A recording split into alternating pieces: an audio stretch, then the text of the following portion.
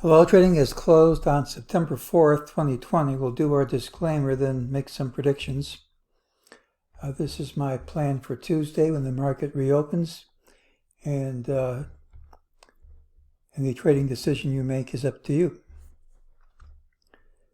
Had a number of calls. First of all, we get to cross this price target off the list. Always feels good when we do. Support, resistance. We're going to have the same, this was a pattern with the early high. We're going to have the same pattern Tuesday. Early high tends to be a rally day. If it fails, it's a straight line drop like this. We said as long as this low held, we had a chance for higher prices. We did get higher prices. We also said it would be killed if we gapped and promptly took this low out. And we did gap. The direction doesn't make a difference. And then we took out the low. So really that killed the idea.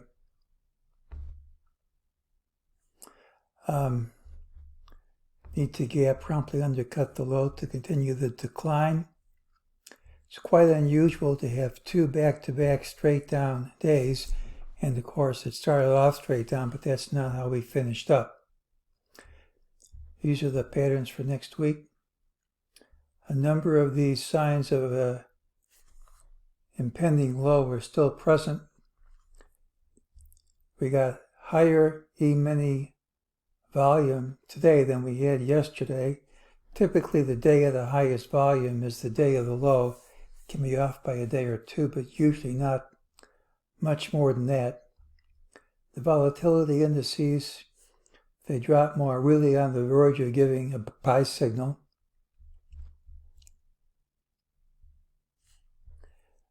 Hasn't happened yet. Let's take a look at another chart.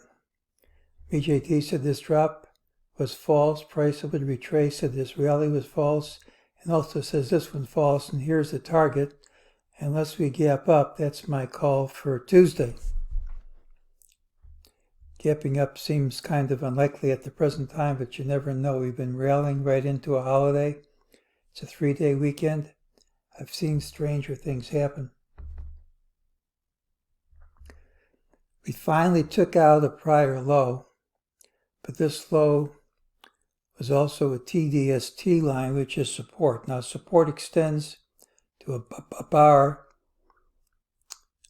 under the line, but there's no law that says you have to print a bar under the line. It's the line up to and including a bar under it.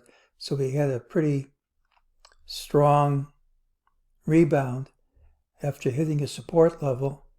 We took out the low, which is what you had to do to convince me that this would drop was the real thing, but then we rejected the low and went over these highs, and that kind of leaves it up, and it kind of leaves it up in the air.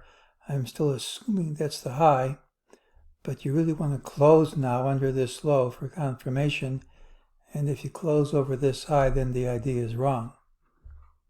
It's a pretty big range and doesn't make it any easier. In addition to support from a TDST line was a clear Fibonacci support from the last leg up starting in June. So you had this Fibonacci correction and a good rebound till you really get followed through on the downside, which I suspect is coming. You really can't be totally convinced that that's the high, even though it sure looks like it.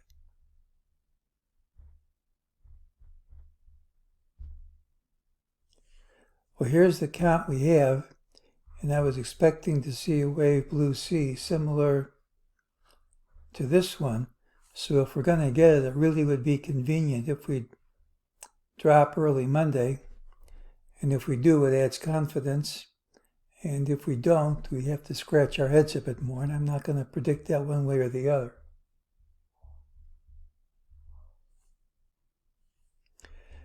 One of the areas for concern, if you're a bear, is we have these volume spikes that are usually fairly reliable. Volume spikes on the E-mini at you're near a low. Now, if it is a low, it doesn't mean this high has to be taken out, which would kill the idea. But it is a sign not to bet too much on the downside as far as the short term is concerned.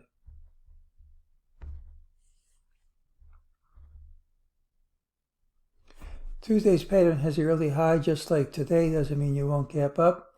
Typically it's a rally day with a final hour high. Failure is a straight line drop. If we do get the early drop and it follows through, I don't think we'll have a late recovery like today's.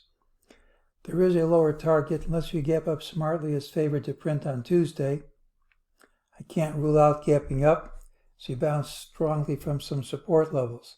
It's also possible we gap slightly under today's low. That's probably too much to swallow, and if that were to happen, we'd hit a price and time target based on somebody else's work. If we didn't follow through from that, if we hit a big low under today's low and then started rallying, it's entirely possible we get a rally all day long. Now, neither one of these gaps has to happen, and the only call I'm going to really make is unless we gap up smartly, we're going to hit the MEJT target. Maybe when Norm Linsky comes back Monday evening, he'll have more to say.